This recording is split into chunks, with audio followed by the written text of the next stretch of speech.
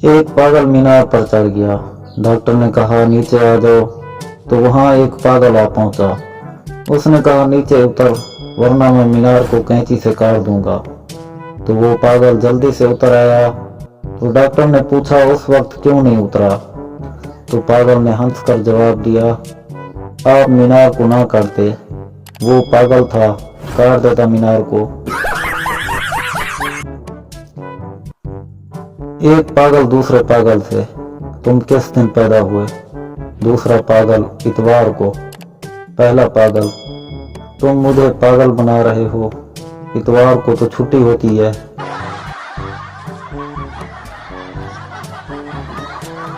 जज, तुम पर साइकिल चोरी का इल्जाम साबित नहीं हो सका, इसलिए तुम्हें अदालत छोड़ रही है। आदमी, तो क्या वो साइकिल मैं रख लूं या वापस कर दूं?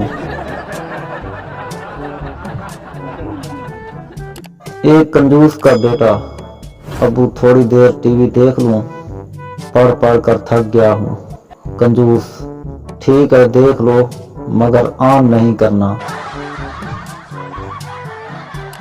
टीचर, बेटा आलू बुखारा किसे कहते हैं? शागिर्द, जिस आलू को बुखार हो उसे आलू बुखारा कहते हैं।